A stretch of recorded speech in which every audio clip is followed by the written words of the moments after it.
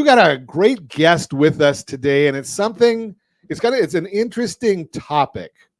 And I love this topic because I've gone to many, many different events, and I've seen quite a few people discuss what we're going to talk with Frank Garcia about. And as you know, we provide expert advice for homeowners and first-time home buyers. Today, Frank Garcia is a financial services veteran with 25 years of experience, here to discuss the best strategies for Social Security planning. Big term there, not just paying the tax that we have to pay, but planning. If you're wondering when to collect your Social Security benefits to maximize your income, this episode is for you. Frank is a registered Social Security analyst, brings a wealth of knowledge and practical tools to the Social Security roadmap to help you plan your financial future. Let's dive in. Welcome, Frank Garcia. Oh, thank you. Thank you. So Frank, we hear all these things. It's, should I take my Social Security at 60 or 62 or 65, right, 66, 67, 70, 75? Some of us might even live to 80. Right.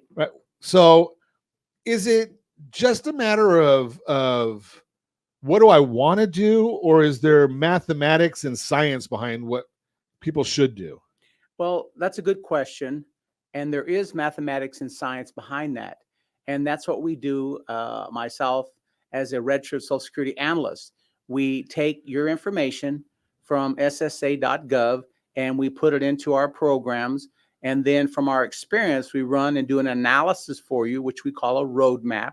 And the roadmap is then going to tell you the 4 best optimum times for you to take Social Security based on your own personal situation. And I say that because everybody's situation is different. And I have some case studies that I can share with you that will explain that. What do you think? I like that. I like that idea, because one of the things that we find so frequently is people will go down and I've heard this for decades. Yeah. Is I'm a senior. No, I'm not, but I've heard it for decades. My in-laws, my other people that I know that are seniors, and they go and they sit and they have coffee, or they're playing bingo. And what are they talking about? They're talking about their Social Security, and they're talking about their Medicare and their Medicare Advantage. Exactly. And where do they get their advice? They get their advice from their friends, family, neighbors, many people who may or may not have any clue about what they're talking about in the situation.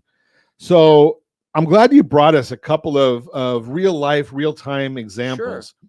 Salespeople. Let's talk about the salespeople you mentioned, Jimmy. Give us a little bit of background. All right. So we have a case that we're working on right now.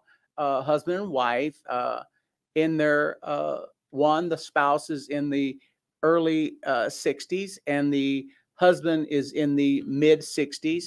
And she is, they've both been very successful in sales. They're making 100,000 plus a year, and which has been good for them for income wise. But, reality, is that our spouses, our wives, she's been raising the kids and she's been working all these years, but she wants to retire. She wants to stay home and, enjoy raise the grandkids. Life. Yeah. Raise the grandkids. So what we're looking at is how can we help her do this at the earliest age, which would be age 62.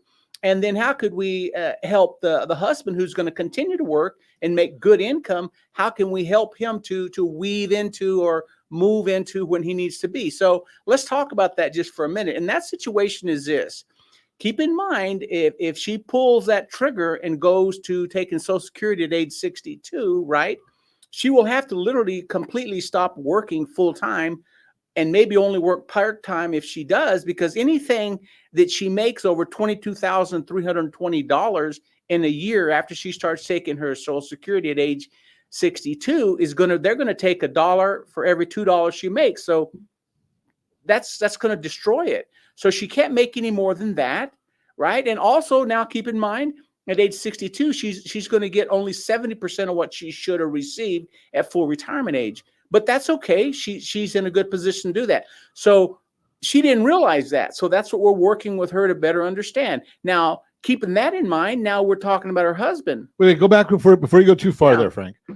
What would happen if she was still working and, she and her husband have a business entity, and she just gets paid minimum wage or something very, very minimal? Is she allowed to do that? She is allowed to do that. Any W-2 income that you make in the year that you take Social Security from age 62 through full retirement age, which is age 67, you're going to be taxed on it dollar for dollar for every dollar that you make. One for every $2, you lose it. So what she has to do is she has to minimize her W-2 income.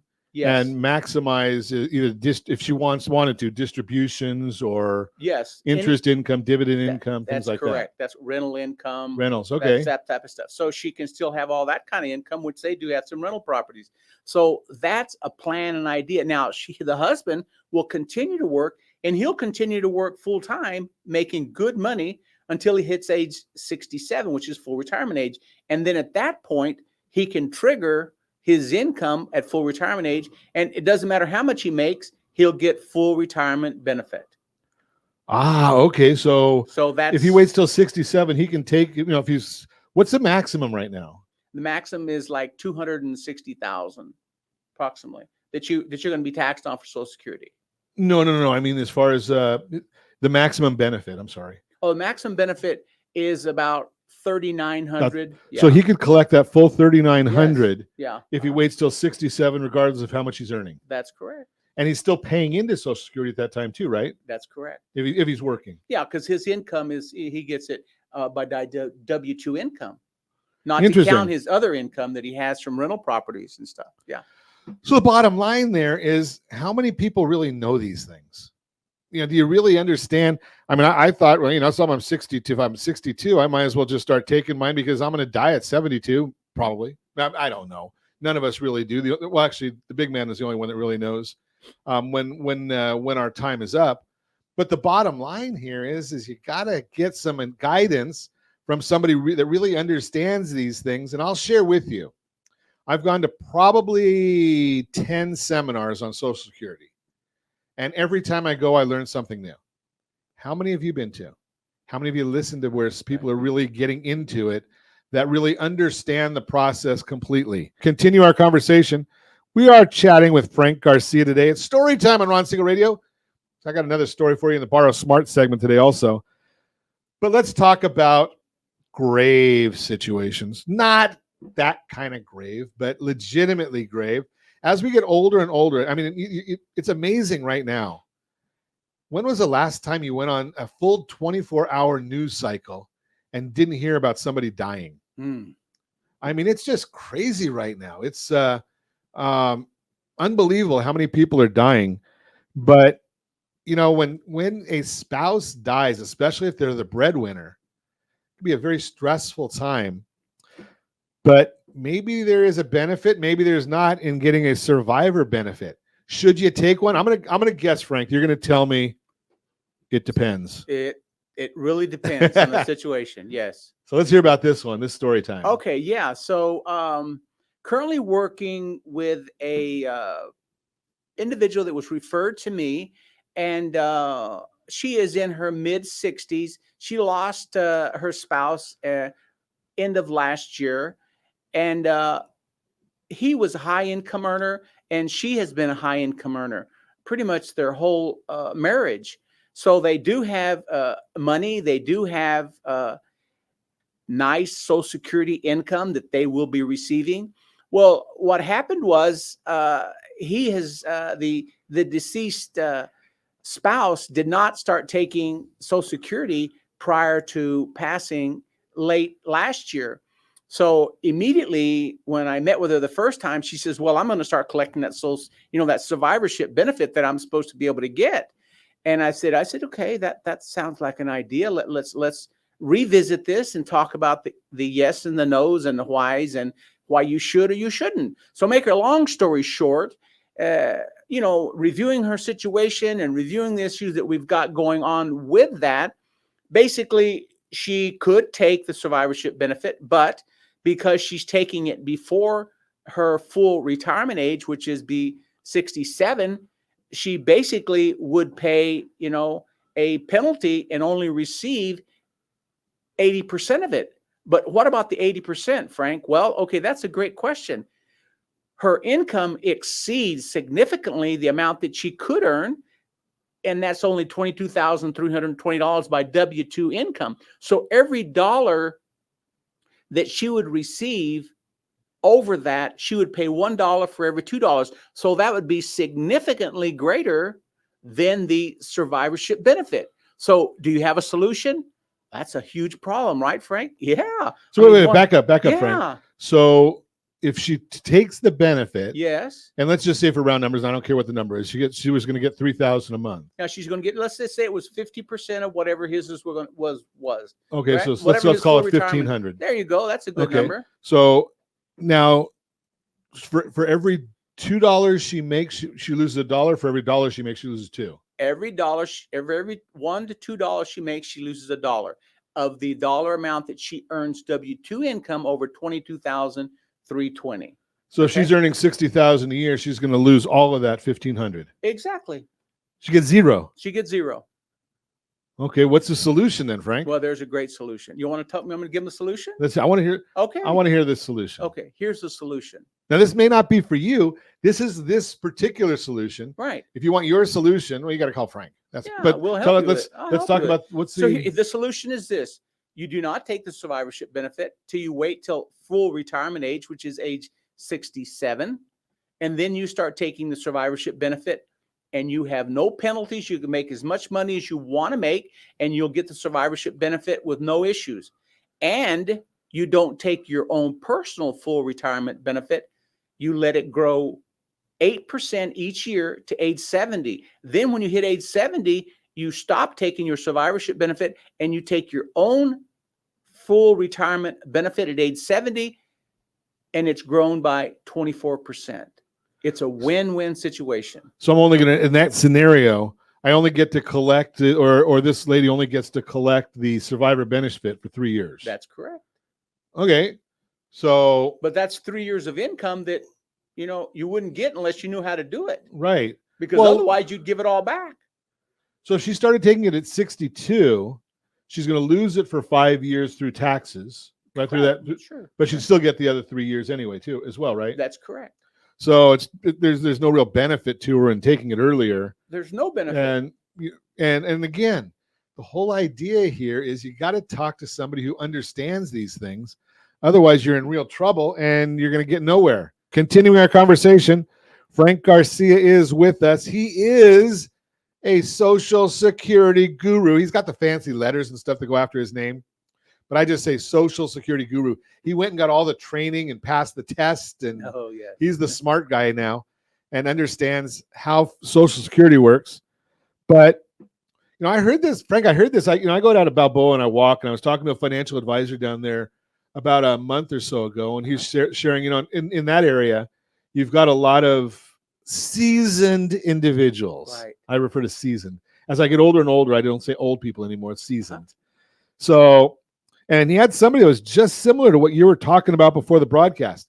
So you're looking at a 69-year-old spouse with a 59-year-old, and you can almost guess that if it's a male or female is which age, because they've also got a teenage child. Right. Now, the 69-year-old probably qualifies for Social Security, I'm guessing. Yes. Is that true? Yes. Is there a solution here? Of course.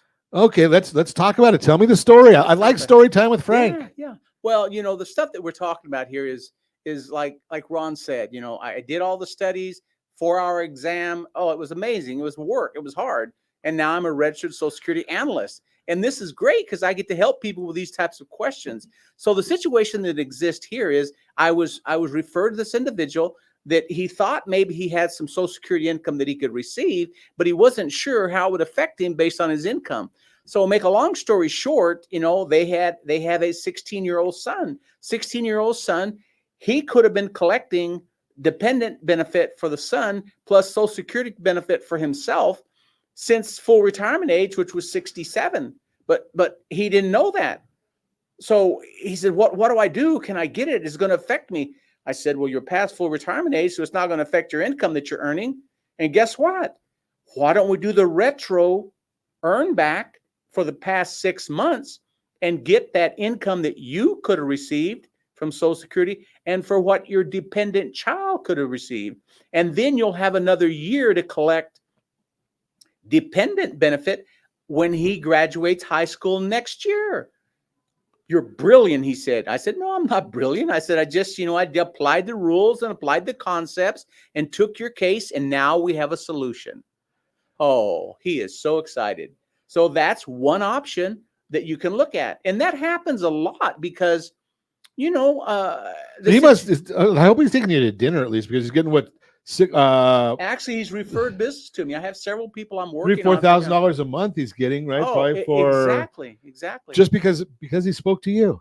Because he was referred to me, now he's referring me business to help people with a similar. And that happens a lot now, Ron, because you have individuals who lose their spouse and they want to be married and possibly have a child with their new spouse. So this is a situation that happens a lot of time. Either the younger or the older, doesn't matter. They want to be happily married, and being happily married, they want a child. They have one. So now guess what? They have a child in their later years that they're eligible to get dependent benefit for. No, you don't even hear people talk about dependent benefit, but something you got to understand all these things. Now, let me ask you this question, because we do have about 2 or 3 minutes, Frank. Yeah. I want to ask you this because, if I'm a 67-year-old. Yes. And I find out that I'm maxed out, and I think you said about 3,900 is my max as far as full retirement benefit. Yeah. And it doesn't matter what the number is, but they take, what is it, your highest 30 quarters or something of No. So in order to be eligible for the maximum amount of Social Security benefit, you have to have earned 40 quarters, and they take the highest 35 years of indexed earnings, and they take that and add it together, divide it by 35, and then that's your income highest earning that you got. Okay, so now say I'm at full retirement age, I start taking it, but I'm still working. And I'm going to work until I'm 75, and I'm earning more money now than I've ever earned in my life. Right. Can I go back and ask them to recalculate based on the new on the next 4, 5, 6 years of earnings, being that they're so much more than they were 35 years ago? You can only go back 1 year. And the only way you can go back 1 year is you have to return all the payments you received for the 1 year and then redo it. Ah, okay. Mm-hmm. So you have to go through a calculation, I'm sure, that you can do and figure out if it makes sense to do it or not do it. But keep in mind, at age 67, which is full retirement age now for most people, right? You're going to get 100% of your retirement income, full retirement benefit, and you're not going to have a penalty for earning any amount of money you make. Yeah, I was just wondering if they're going to, if they'll reevaluate based on having more money in income. So being that most of us, our later years are our highest earning years. That's right. And you got to remember, when we do the analysis for you, we take the 35 years highest earned income, and then we come up with the lowest one of those 35 years, which is an indexed year of income. And if you make more than that amount in the years prior to your full retirement age, then that can be increased. And then you could increase it. I'm working with a case right now, and if he keeps doing what he's doing, it's going to increase about $35 every month for every year that he continues to work up to age 67. It's amazing how this stuff works. If you want to talk to Frank Garcia, give me a call, 800-306-1990, 800-306-1990. I'd be happy to put you in touch with him. He can actually go through this with you, figure out what makes sense for you, for your family, and see if there is an alternative. Don't get the guidance. And I know that you love your family, and I know you've got some great friends, but I don't know that how many of them have gone through all the training and the 4-hour test that Frank did. Give me a call at 800-306-1990. I'd be happy to put you in touch with Frank Garcia so you get professional guidance